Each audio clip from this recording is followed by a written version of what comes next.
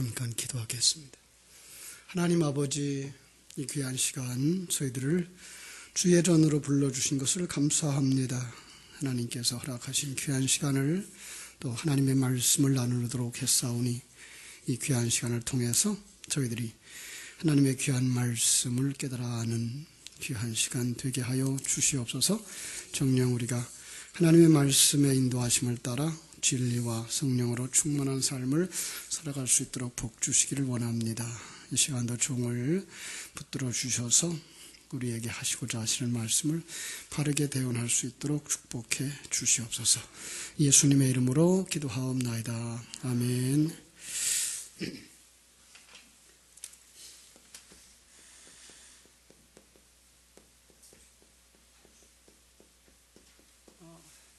조금은 좀 생소한 이런 성경 제목이죠.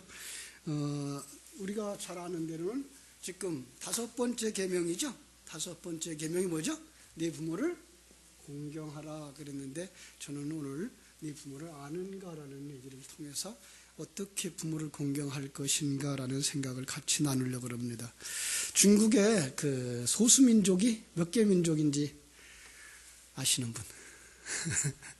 중국은 56개 민족이에요. 56개 민족. 그런데 마지막으로 등록된 55번째로 등록된 그 소수민족이 기낙족이라는 데가 있어요. 기낙족. 기낙족이라는 사람들은 얼마 안 돼요. 전체 족속이 2만 명밖에 안 돼요. 2만 명밖에 안 되는데, 그들이 가지고 있는 자기 민족들의 출생 설화에 보면 우리가 기억하는 홍수, 그죠? 노아의 홍수 설화하고 완전히 똑같아요. 홍수로 인류가 다 멸망될 때 그 중에 구원받은 식구들이 시작되어져서 자기네 민족이 되었다라고 하는 그런 설화를 가지고 있어요. 그것도 이제 윈난성에 있는데, 운남성에 윈난성에 있는 또 다른 좀 민족이 있어요. 묘족이라고 하는. 그 묘족에도 똑같은 설화가 있어요. 거기에서는 또 홍수 때 살아남은 그 남매가 결혼을 해요. 그 남매가. 그래서 그걸로 말미암아서 근친상간이 일어났고, 그걸로 말미암아서 하나님이 노해서 홍수로 쓸어버렸고, 이런 얘기를 설화로 가지고 있어요. 마치 누구와 같아요? 롯과 두 딸의 이야기로 말미암아서 빚어진 홍수 같은 이런 거는 중국에만 아니고요. 한국에도 있다는 거 아세요? 한국에도 이 홍수 설화가 있어요. 어떤 분이 한국에 있는 홍수 설화를 이렇게 조사했는데, 놀랍게도 700가지나 돼요. 한국에도 홍수 설화만. 자기들의 그 성씨, 그 씨족을 이렇게 찾아 올라가면 바로 그때의 그런 곳이라고 그래요. 그래서 고리봉 전설이라는 게 있어요. 고리봉, 그건 이렇게 봉우리거든요. 높은 산봉우리인데 전남 남원에 있는. 그런데 대홍수가 나서 온 세상이 다 물에 잠겼는데 그 봉우리만 남았고, 그래서 여러 배들이 거기에다가 봉우리에다 고리를 묶어서 살아남았다 하고 그러는 게 바로 고리봉 전설이에요. 그 다음에 이제 행주형 전설도 있고, 홍수남매 혼전설도 있고, 이런 것들 모두가 다 그 홍수 설화를 쭉 보면 전 세계 속에서 엄청나게 많은 홍수 설화가 있어요.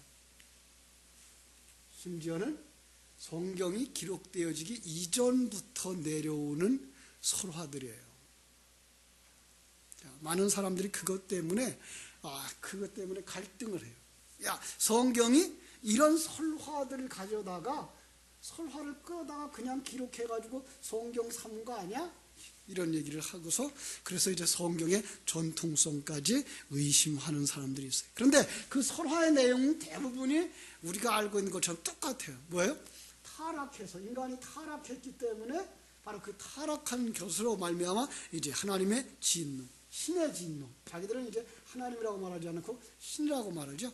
신의 진노가 있었고, 그 속에서 구원받기 위해서 배가 있었어요. 그리고 거기서 살아남은 사람들, 살기 위해서 식량이 준비되어졌고, 그리고 그 속에서 살아남은 자들이 다시 인간의 시조가 되었다라는, 대략 어디하고 똑같아요? 성경에 나오는 노아 홍수의 그 이야기와 똑같아요. 자, 이런 걸 보고서는 그 사람들이 걱정을 해요. 특별히 예수 믿는 사람들이 걱정이 뭐예요? 성경이 그럼 이 설화들을 갖다가 쓴 건가? 예, 맞습니다. 충격이죠. 하나님은 역사 속에 있는 그 설화를 그대로 가져다가 그릇으로 삼아서 그 그릇 안에다가 뭘 담아주시는 거예요? 예, 진리를 담아주시는 거예요. 이게 우리가 성경은 그래서 사람들이 알고 있는 그 설화, 사실은 이 설화가 이렇게 많다는 얘기는 사실은 설화가 아니고 뭐예요? 사실이라는 얘기예요. 예. 설화가 이렇게 너무나도 정확하게 성경과 똑같은 설화들이 쭉 설화라고 내려오고 전설이라고 내려오는 것들이지만, 이렇게 많다는 건 뭘 의미하는 거예요? 있었던 일이라는 거예요. 역사 속에서 있었던 일. 그런데 그걸 사람들은 그냥 설화로 가지고 있고, 자기의 그 가족의 그 조상들이 이렇게 태어났다라고 생각하는 그런 걸로 가져 있는데, 그걸 얼른 알아듣기 쉽게 그 속에다가 뭘 심어줘요? 진리를 담아서 우리에게 주시고 계신 것을 우리가 볼 수가 있습니다. 똑같은 얘기를 지금 오늘 하려고 하는 거예요. 뭔가 하면 우리가 얘기하는 우리 부모에게 효도하라. 자, 부모에게 효도라고 하는 이거는요, 아주 또 역사가 더 깊어요. 특별히 우리 한국에도 그 부도지라고 하는 책이 있어요. 이 책의 내용 속에 들어가 보면 내용을 다 설명해 드릴 수는 없고요. 간단하게 몇 가지만 설명을 드릴게요.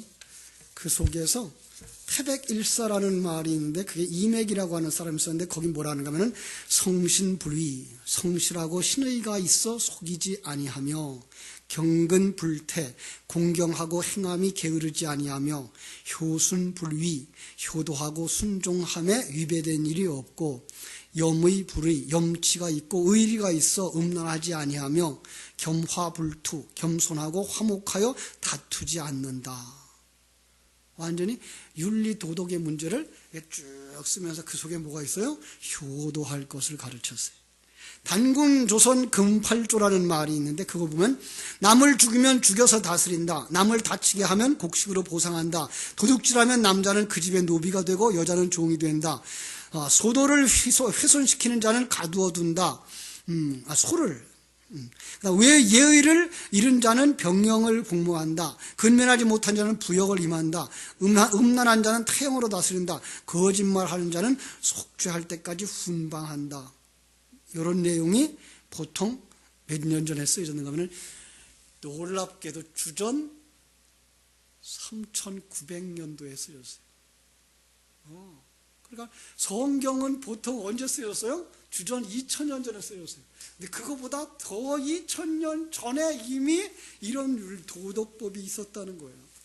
우리가 잘 아는 우리 법전의 기초라고 말하는 함무라비 법전도 대략 주전 2500년으로 기록하고 있어요.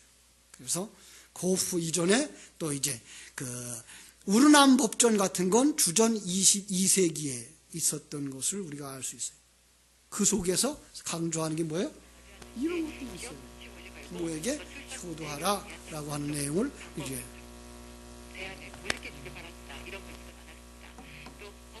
뭘 어떻게 했길래 라디오가 나오네요. 자, 그래서 불신자들은, 우리 특별히 반기독교적 단체들은 이런 예를 제시하면서 기독교의 성경은 함무라비 법전이나 우르남 법전을 베꼈다라고 하면서 종교의 그 진정성조차, 기독교의 진정성조차도 문제가 있다라고 생각하는 거죠. 그런데 우리 이런 거에 현혹되지 않는 건, 하나님이 모세를 통해서 모세 오경을 쓸 때에, 그 후에도 역사 속에 많은 이야기들을 쓸 때에 그 당시에 있었던 사건들, 그리고 문헌들, 그 법조문 그들이 가지고 있는 하나님의 그 인류 도덕 문제에 대해서 그걸 갖다가 하나님과 우리와의 관계를 쓰신 것을 알 수가 있어요.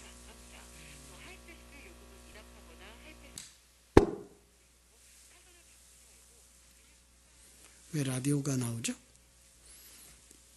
자, 우리가 십계명을 봐요. 그러면 십계명에 무엇을 담아서 주신 거예요? 그죠? 십계명 속에다 진리를 담아 주셨어요. 하나님의 존재를 확신할 수 있는 내용을 거기다 담아 주셨고요. 그리고 하나님의 뜻을 깨달고 하도록 하는 내용을 거기다 담아 주신 거예요. 하나님의 계획을 알도록, 그리고 하나님의 그 환경과 사람과 사건을 사용해서 나를 만들고 있다는 사실을 그 십계명 속에다 담아 주신 거예요. 그걸 아는 자를 가져다가 뭐라고 말한다? 하나님을 사랑하는 자, 이렇게 말하죠. 그리고 그 아는 것을 가지고 형제에게 소개해 주어서 그 사람이 하나님을 알게 되는 것, 그걸 갖다가 뭐예요? 이웃 사랑이다 라는 말을 하고 있는 것을 우리가 볼 수가 있습니다. 그러니까 이걸 갖다가 어디다 담아줬다고요? 십계명 속에다 담아줬다고요. 그런데 이걸 그러니까 중요한 건 이거예요. 하나님 사랑이에요. 그러니까 첫째로부터 10번째까지의 계명 자체가 다 그 안에다가 하나님과 우리 사이에 있어야 하는 것들을 다 담아주신 거예요. 그런데 이걸 사람들이 하나님 사랑과 이웃 사랑 이렇게 딱 부르니까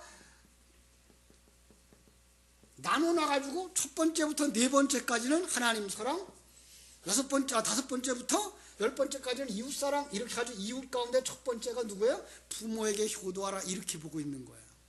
그래서 그냥 세상적인 해석을 해가지고 부모에게 효도하면 그냥 육신의 부모에게 효도하라고 하는 거예요. 그런데 이미 그 당시에 그들은 상당히 부모에게 효도하는 사람들이었어요. 여러분, 왜 부모에게 효도했을까요? 지금은 왜 부모에게 효도하지 못할까요? 생각해 보셨어요? 그 당시는 농경사회였어요. 그죠? 그래서 모든 걸 누구한테 배워요? 아버지한테 배워요. 그럼 아버지가 그 아들에게 있어서는 전능자예요. 아버지가 하는 건 내가 안 되는 걸 아버지가 하니까 돼요. 그럼 아버지 방법대로 배워서 가면 돼요.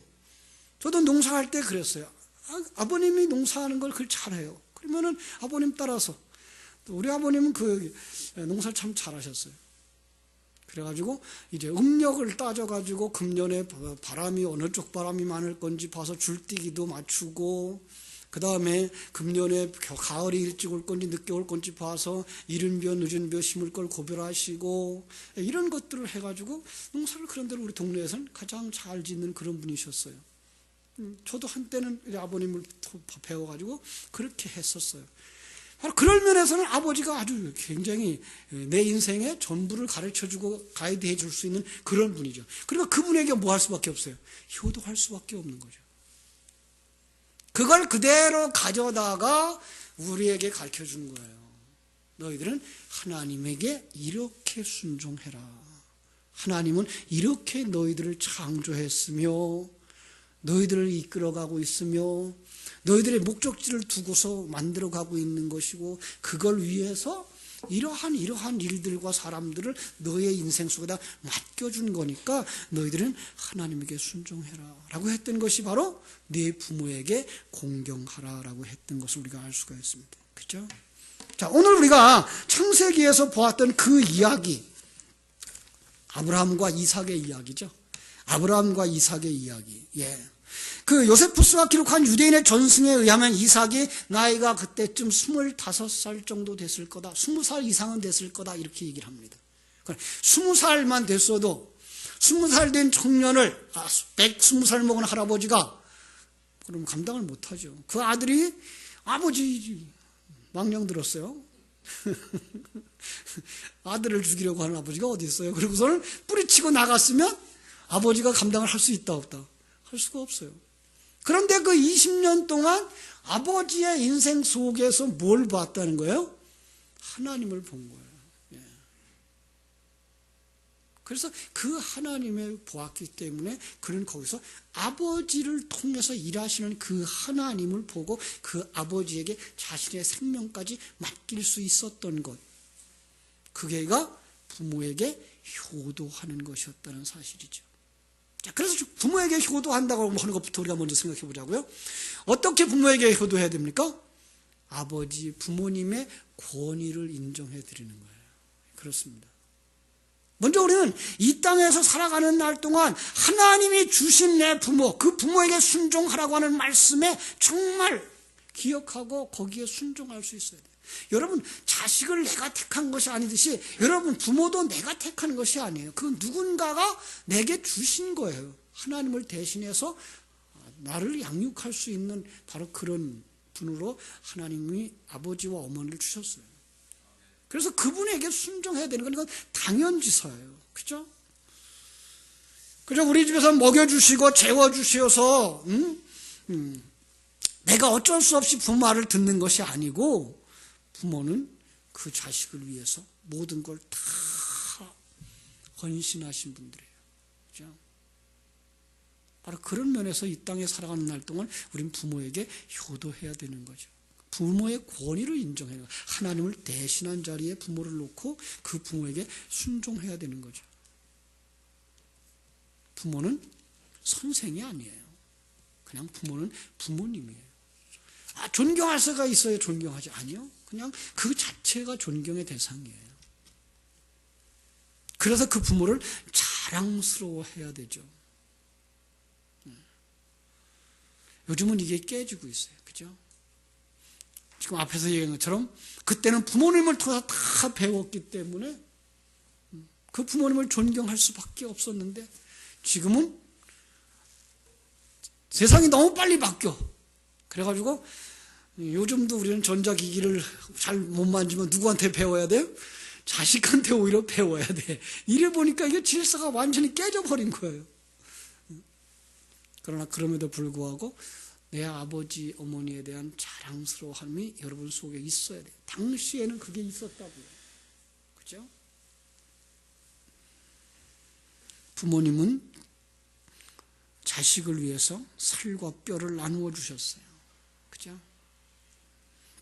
우리의 몸은 부모님의 뼈와 살을 이어받은 분신들.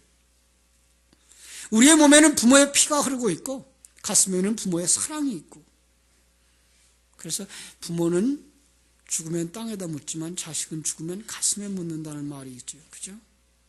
우리 부모님은 항상 마음속에 자식을 늘 생각하고 살아요. 자식의 행복을 위해서 기도하고 자식은 그 장래에 도움이 되는 일이라면 손발이 다 닳도록 뒷바라지를 하는 것을 알 수가 있어요. 정말 뼈가 부러지도록 자기 입에 넣었던 것도 꺼내주는. 그래서 잠언서 23장 25절에서도 네 부모를 즐겁게 하며 너 낳은 어미를 기쁘게 하라고 말씀하죠. 우리는 부모님의 뼈와 살이 분신을 이어받은 그런 자들로, 그래서 항상 부모님에 대하여서 하나님이 맺어주신 그 인연을 평생토록 귀히 여기고 간직하면서 부모를 즐겁고 기쁘게 해드리는 성도로 살아야 되는 거죠. 그렇습니다. 이제 부모의 자리를 이제 하나님께로 이렇게 오늘 바꿔드릴게요. 창세기 1장 2장 24절. 하나님이 아담과 하와를 만들었으너요. 그리고 아담과 하와를 만들어 놓으니까 아담이 그 아내를 뭐라 그러는가 하면 내 뼈 중에 뼈요 살 중에 살이라 이것을 남자에게서 취하셨은즉 여자라 부르리라 했어요. 남자가 를 떠나 그의 아내와 합하여 둘이 한 몸을 이룰지로다. 여기 남자는 누구라고요? 여기 남자는 예수예요. 그리고 여자는 누구예요? 교회예요. 여러분과 나예요. 그가 부모를 떠났어요. 여러분, 아담에게 부모가 있었어요? 아담에게 부모가 있었죠. 그를 만들어 주신 분이요. 누구예요?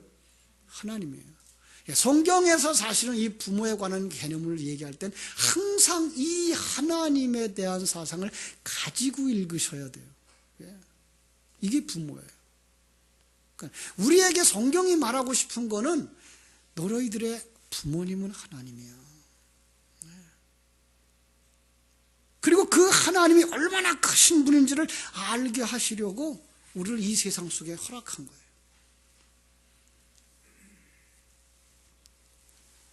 성경 속 율법의 부모를 공경하라고 하는 깊은 뜻은 바로 이 하나님 아버지를 기억하고 그에게 순종하라라고 하는 말이에요.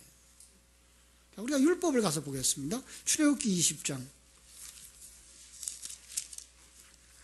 12절. 네 부모를 공경하라. 그리하면 네 하나님 여호와가 내게 준 땅에서 내 생명이 길리라. 이거 글자 그대로만 보면 하나님도 나오고 부모도 나오잖아 이렇게 했는데 그걸 병렬로 보시면 돼요. 어떻게 해요? 네 부모를 공경하라. 그리하면 네 부모 여호와가 내게 준 땅에서 내 생명이 길리라. 여러분, 효도하면 이 세상에서 오래 살아요? 아니요, 그건 아니에요. 여기서 말하는 그 땅이에요. 하나님이 내게 준 그 땅 어디예요?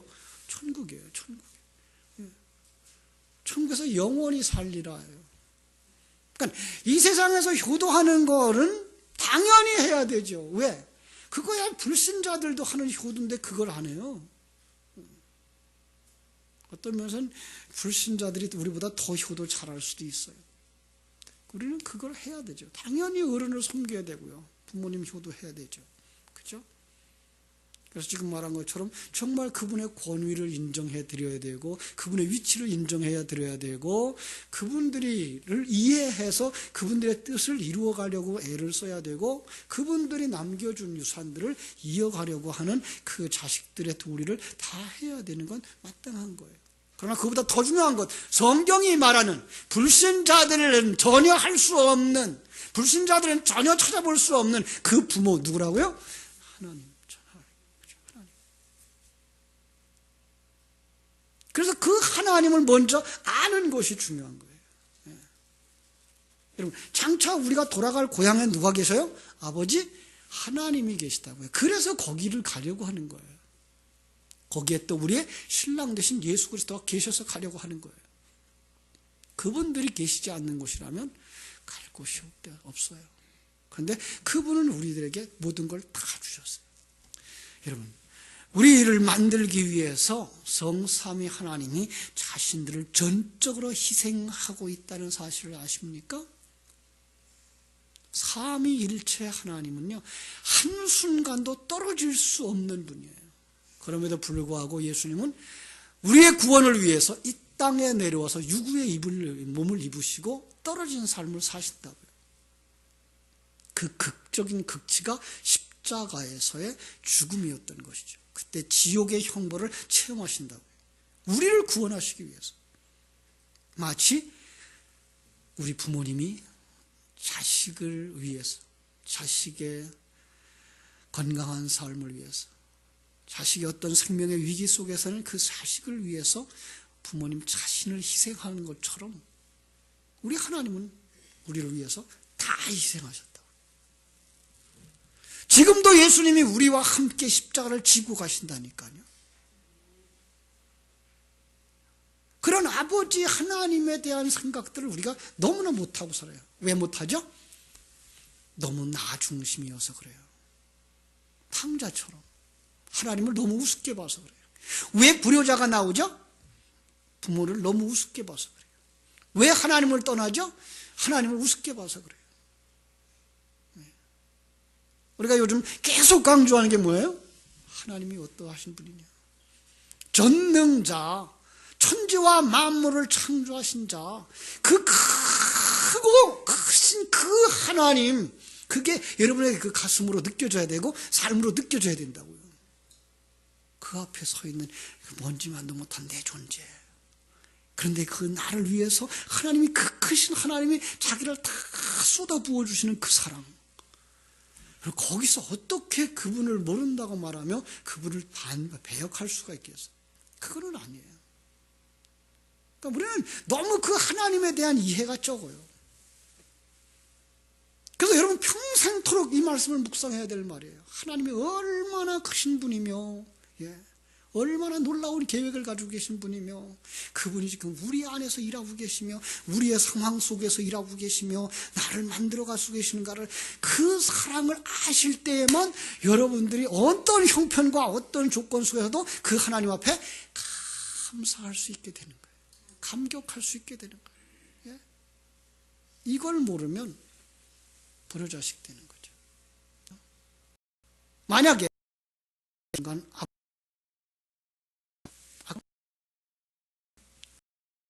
아버지 어떻게 그럴 수가 있어요? 아버지가 그랬다면 참으로 그 구원의 역사는 엉망이 됐겠죠. 그렇죠? 바로 거기서 아브라함은 또 누구를 보여주고 있는 거예요? 아브라함은 우리를 보여줌과 동시에 하나님 아버지를 보여주고 계시는 거예요. 아버지는 우리를 위해서 누구를 죽이고 있는 거예요? 아들 예수 그리스도를 죽이고 있는 거예요.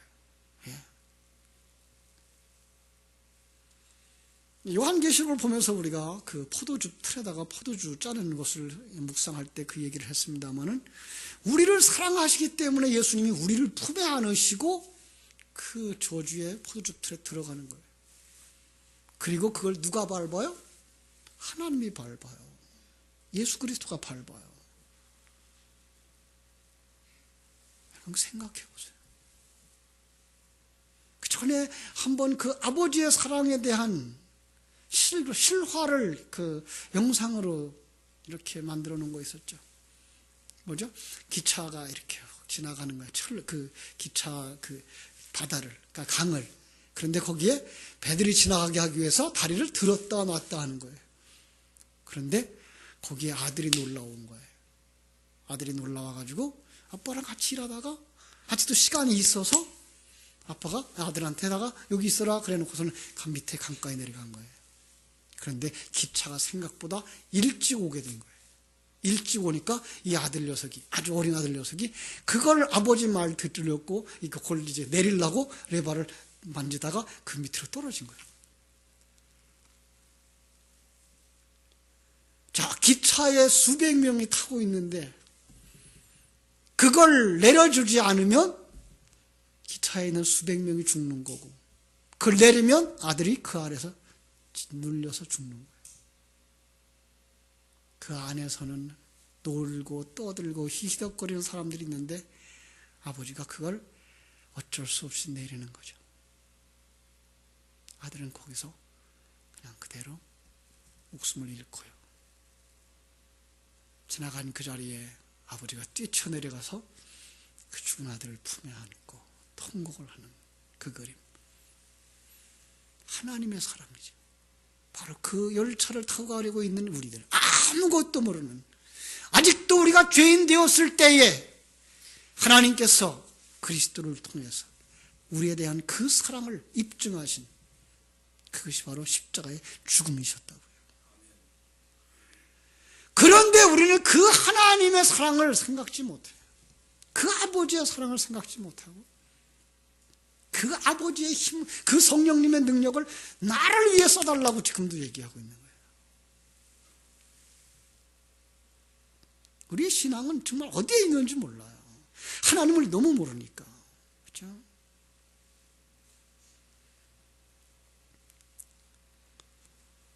탕자의 비유 속에서 아버지는 따로 또 하나님을 상징하고 있고요. 그 탕자는 또 아들을 상징하고 있는 거죠. 바로 우리를 상징하고 있는 거예요. 근데 우리가 얼마나 교만하다고요? 아버지보다 내가 더 잘난 것 같고 내가 더 잘할 것 같고 그래서 아버지 재산 미리 주세요. 그래서 그거 가지고 나가니까 그것이 어디예요? 돼지우리깔인 거예요. 정신을 차려 보니까 자기 것, 아버지 것을 다 탕진하고 다 허비하고, 아버지의 것을 허비했다는 말이 뭐예요? 아버지께 영광을 돌려드려야 할 인생들이 아버지의 이름을 망령되이 일컬고 있는 거예요. 아버지의 집에서 내가 있으나 내가 없지만 내 안에 하나님으로 충만한 그 삶을 드러내며 살아야 될 그 인생들이 자기라고 하는 옷을 입고 나가서 살고 있는 곳, 거기가 돼지우리간인 거예요. 돼지들이 살잖아요. 돼지는 가족 간에도 싸움하잖아요. 먹는 것 때문에. 그래서 사료를 가지고 싸우고 그 사료 따 싸움을 하고 있고 거기서 만들어 놓은 건 배설물 뿐이고 이걸 은혜 받은 그 아들이 되니까야 그 자기가 살고 있는 곳이 바로 돼지우리간의 돼지인 걸 알고 있는 거죠. 그런가 하면 예수님이 이렇게 딸이 귀신 들려가지고 예수님 앞에 찾아왔을 때 그러잖아요. 자식의 떡을 취하여 개들에게 주는 것이 합당치 않다. 무슨 말이에요? 너희는 개들이야 라고 말하는 거죠. 개만도 못한 인생들이라는 거죠. 하나님 떠난 자들은. 그런데 그 여인은 거기서 자기가 개만도 못한 자구나를 깨달아하는 거예요. 그래서 그렇게 고백하죠. 개들도 주인의 상에서 떨어지는 그 부스러기를 먹나이다. 그런데 놀라운 사실은요, 그 부스러기라는 그 단어에다가 성찬의 떡조각이라는 단어를 써놓은 거예요. 그러니까 그 여인은 그때 뭘 먹은 거예요? 그 성찬의 부스러기, 성찬을 먹겠다는 거예요. 그래서 부자와 나사로의 비유 속에서 부자는 왜 지옥 갔다고요? 부자라서 지옥 갔어요. 돈 많으신 분들 걱정되죠? 빨리 내놔요. 그게 아니고 무엇가 부자예요? 어떤 사람이 부자예요? 요만큼 가지고도 이거 내 거, 내가 만든 것 이러고 있으면 이게 부자예요. 그런데 하나님의 사람들은 이만한 재산을 가지고도 뭐예요? 이건 하나님 거. 하나님 거, 이건 다 하나님 거고 내 건 없어요. 그러면 뭐예요? 그게 거지예요. 그리고 그 거지는 뭘 먹었다고요? 부자의 상에서 떨어지는 부스러기를 먹었다고요. 예. 그는 그 부스러기를 먹으면서 끼니를 연명하는 거예요. 그 부스러기가 뭘 것 같아요? 아까 금방 얘기한 것처럼 성찬인 거예요. 예. 그러니까 생명의 떡과 그 포도주, 그거를 먹고 사는 사람, 그거 없으면 못 살아요 해서 심령이 가난한 자, 예. 그 삶을 살았던 게 그게 거지인 거예요. 그냥 세상에 있는 거지, 그 동냥하는 그 거지가 아닌 바로 성도들을 이야기하고 있는 거예요. 근데 우리가 그 상황을 가지고 아버지를 바라다 볼 수 있어야 그게 탕자인 거예요. 나는 아무것도 없구나. 나는 정말로 거지구나. 하나님이 거둬가시면 이건 다 하나님의 것이구나. 그 아버지 집에 풍족한 일꾼이 얼마나 많은고. 그때 거기는 여기서 떨치고 아버지 집으로 돌아가야지라는 열심이 생겨나게 되는 거고 아버지께로 돌아갈 준비를 하는 거죠. 그런데 요즘 요한계시록 살펴보는 것처럼 그 준비하는 과정이 영적인 전쟁이고 옛사람 벗어버리는 그리고 옛사람 깨트려버리는 그 상황들인 거죠. 여러분 그 일을 누가 하신다고요? 아버지가 하신다고요. 아버지가 하신다고요. 우리 자식들 키우면서 많이 겪어봤죠? 다쳐가지고 왔어요. 애가 다쳐가지고 오면 어떻게 돼요? 병원에 데리고 가죠. 이젠 꼬매야 되잖아요. 찢어졌으면. 근데 아파서 울어. 그래도 꼭 붙잡고 기다려야 돼요. 왜? 그게 그를 더 낫게 하는 거니까. 그러니까 우리를 하나님의 사람으로 만드는 그 과정 속에서는 아버지는 지금 그렇게 우리를 만들어가고 있다고요. 여러분들이 실패하셨습니까? 힘든 고난을 당하십니까? 질병이 있습니까? 연약해졌습니까? 그 모든 것들을 아버지가 다 겪고 있는 거예요. 그래, 그걸 벗어야 된단다. 그걸 거쳐야 된단다. 그래야 내가 자기를 부인하고 하나님으로 충만한 사람, 바로 하나님의 신부가 되는 거란다. 그러니 참아라, 기다려라. 그 아버지, 그 큰 사랑을 가진 그 아버지를 깨달아 아는 자들이 되어질 때 진정한 하나님을 사랑하는 자가 되어질 줄로 믿습니다. 그렇습니다. 그 부모 하나님 앞에 어떻게 효도하시렵니까? 몇 가지만 한번 생각해 보겠습니다. 첫째로 그 하나님을 알라. 그죠? 성경은 계속해서 말하죠. 내 백성이 하나님을 아는 지식이 없으므로 망하는도다. 그렇죠? 하나님을 알지 못하면 망하는 거예요. 이 안다고 하는 건 그냥 지식으로 아는 게 아니고 삶으로 아는 거예요. 그러니까 지식으로 아는 것이 삶으로 내려가려면 어떻게 된다고요? 지식을 계속해서 되새김질 하셔서 그게가 여러분의 삶이 그렇구나 하고 깨달아질 때까지 가셔야 되는 거예요. 그래서 복 있는 사람은 여호와의 율법을 주야로 묵상하는 거예요. 주야로 묵상할 때만 그 말씀이 여러분의 심령 속에 뿌리가 내리고 싹이 나고 꽃이 피고 열매가 맺히는 거예요.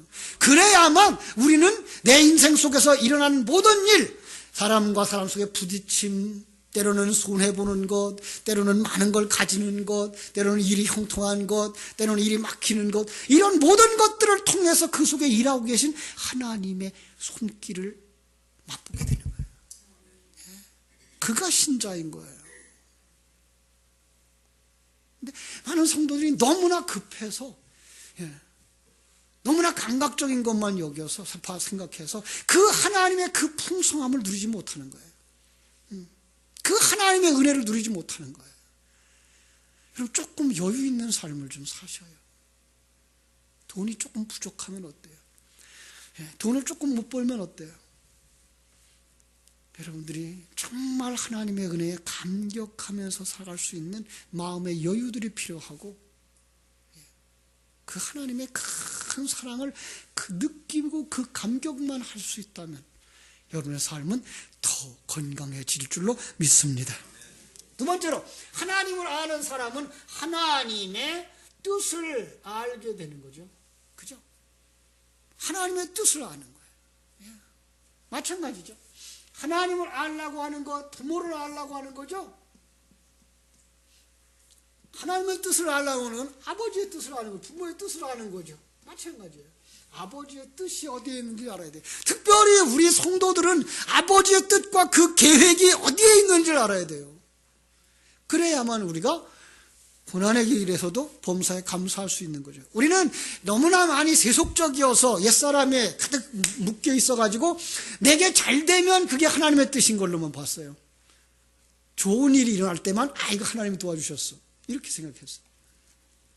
그럼 그 외의 시간에 하나님 어디 가셨대요? 여러분, 하나님이 떠났다가 다시 왔다 그러셔요? 과거엔 그런다고 생각을 했어요. 그런데 하나님이 여러분 속에 와 계시나, 진리의 말씀으로 성령으로 같이 계셔요. 그리고 여러분의 모든 것을 주관하고 계셔요. 믿습니까? 예.